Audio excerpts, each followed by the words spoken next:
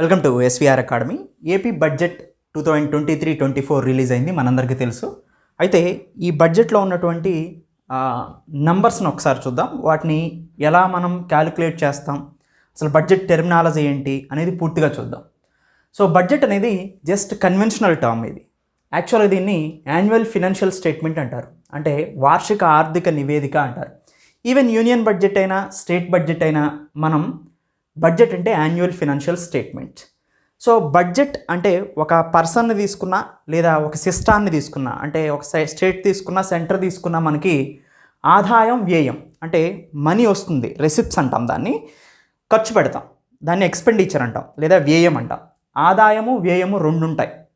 నేను ఖర్చు పెట్టాలంటే గవర్నమెంట్ చాలా వెల్ఫేర్ స్కీమ్స్ చేస్తూ ఉంటుంది, లేదా చాలా గవర్నమెంట్ కొన్ని రోడ్లు కడుతూ ఉంటుంది, హాస్పిటల్స్ ఉంటుంది.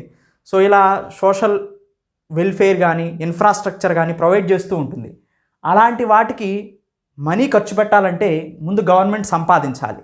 ఆ సంపాదించే వాటిని రెసిప్ట్స్ అంటారు, ఖర్చు పెట్టే వాటిని ఎక్స్పెండిచర్ వ్యయం అంటారు. రెసిప్ట్స్ అనేవి ఎక్స్పెండిచర్ అనేది మనకి షార్ట్ పీరియడ్లో ఉంటే దాన్ని రెవెన్యూ అని, లాంగ్ పీరియడ్లో ఉంటే దాన్ని క్యాపిటల్ అని అంటారు. ఇంకొక డిఫరెన్స్ ఏంటంటే రెసిప్ట్స్ని రెవెన్యూ రెసిప్ట్స్ క్యాపిటల్ రెసిప్ట్స్గా, ఎక్స్పెండిచర్ని రెవెన్యూ ఎక్స్పెండిచర్ క్యాపిటల్ ఎక్స్పెండిచర్గా మనం మార్పు చేయొచ్చు.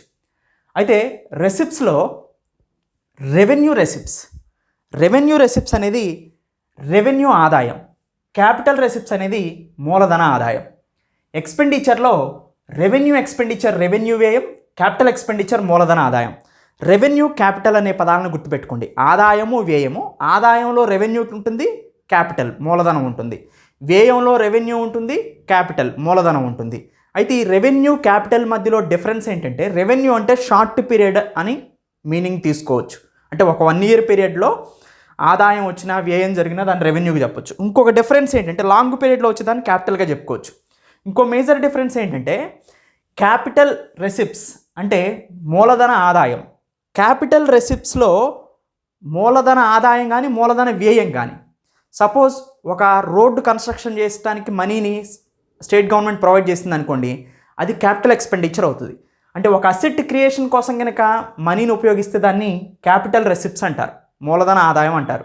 అంటే అలా సపోజ్ ఒక రోడ్డు ప్రాజెక్ట్ కానీ లేదా ఒక పోలవరం ప్రాజెక్ట్ ఉంది, దానికోసం నిధులు సేకరించింది అనుకోండి, సపోజ్ సెంట్రల్ గవర్నమెంట్ ప్రాజెక్ట్ అనుకోండి, కానీ స్టేట్ గవర్నమెంట్ కూడా నిధులు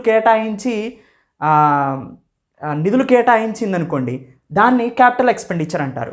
అంటే ఏంటంటే సపోజ్ పోలవరం ప్రాజెక్టు కోసం మనీని ఎక్కడి నుంచైనా తీసుకొచ్చి పెట్టింది అనుకోండి, తీసుకొచ్చిన మనీనేమో అది క్యాపిటల్ రెసిప్ట్ అంటారు, పెట్టిన మనీనేమో క్యాపిటల్ ఎక్స్పెండిచర్ అంటారు.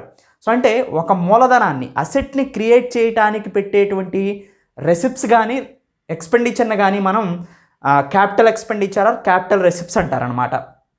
సో అలా revenue receipts, capital receipts, revenue expenditure, capital expenditure, ఇలా 2 రకాలుగా ఉండటానికి మనకి అవకాశం ఉంది. అయితే రెసిప్ట్స్ని మనం గమనించినట్టయితే రెసిప్ట్స్లో రెవెన్యూ రెసిప్ట్స్ అంటే షార్ట్ పీరియడ్లో వచ్చాయి. క్యాపిటల్ రెసిప్ట్స్ అంటే క్యాపిటల్ అసెట్స్ని క్రియేట్ చేయడానికి స్టేట్ గవర్నమెంట్ తెచ్చుకున్నటువంటి రెసిప్ట్స్గా చెప్పుకోవచ్చు, అంటే ఆదాయంగా చెప్పుకోవచ్చు. ముందు రెవెన్యూ రెసిప్ట్స్ చూద్దాం.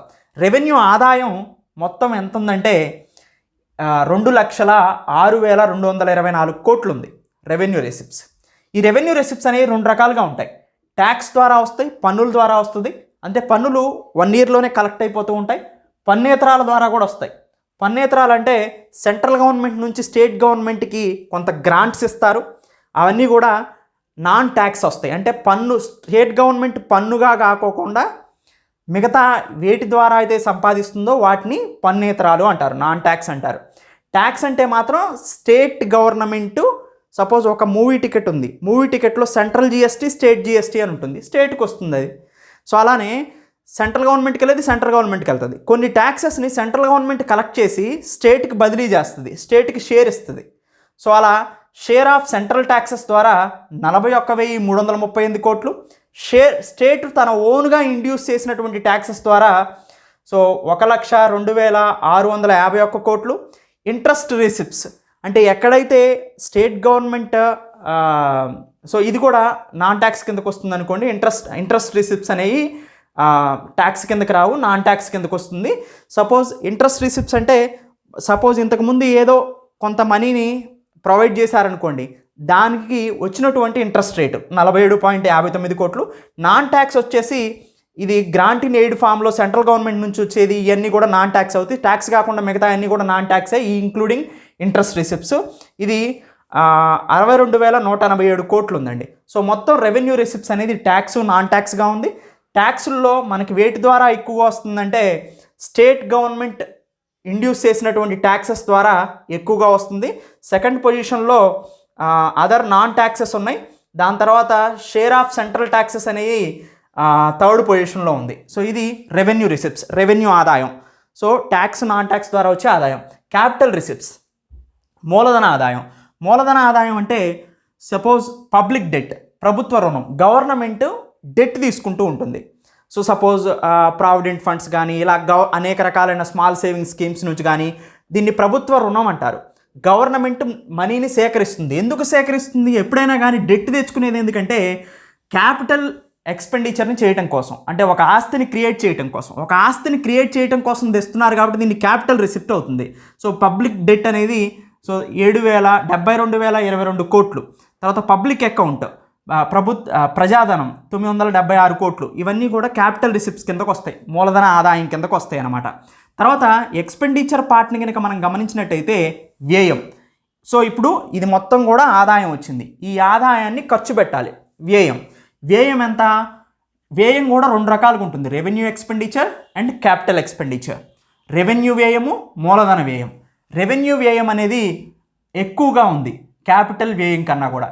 ఇక్కడ రెవెన్యూ ఎక్స్పెండిచర్ అంటే అనుకోకుండా లేదా షార్ట్ పీరియడ్ టైంలో, సో ఇది నాన్ క్యాపిటల్ ఎక్స్పెండిచర్గా చెప్తారు. క్యాపిటల్ ఎక్స్పెండిచర్ వల్ల ఏంటంటే ఇన్ఫ్రాస్ట్రక్చర్ క్రియేట్ అవుతుంది.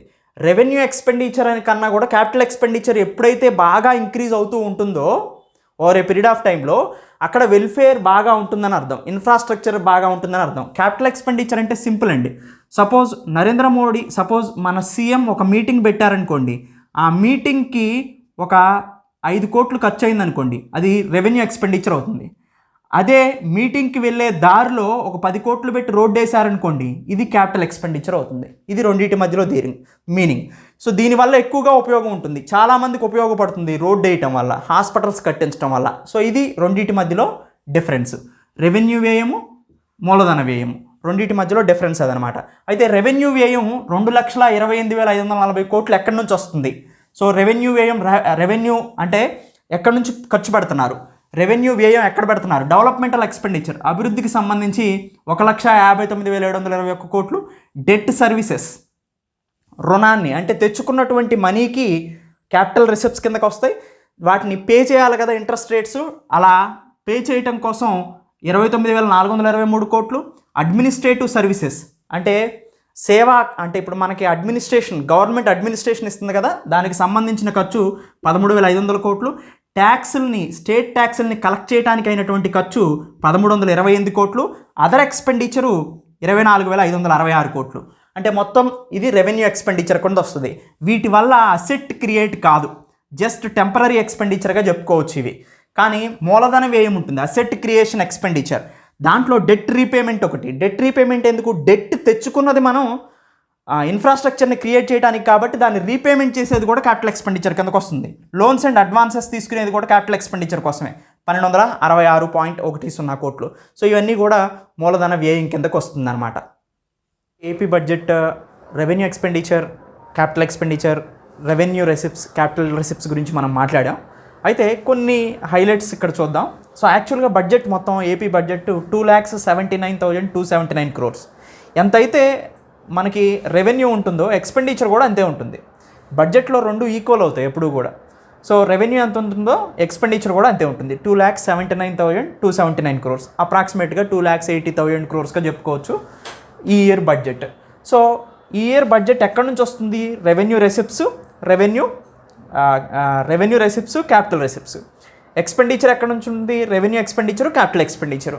సింపుల్గా చెప్పాలంటే సో సంపాదిస్తారు, ఖర్చు పెడతారు. ఇదంతా మనకి సింపుల్గా తెలిసిన విషయమే. సో ఎక్కడెక్కడ ఖర్చు పెడతారు? అనేక రకాలైన స్కీమ్స్ మీద కూడా ఖర్చు పెడతా ఉంటారు. వాటిల్లో ముఖ్యమైన స్కీమ్స్ మనందరికీ తెలిసినయే. వైఎస్ఆర్ పెన్షన్ కానుకకి 21,434 కోట్లు అంటే పెన్షన్స్ కోసం.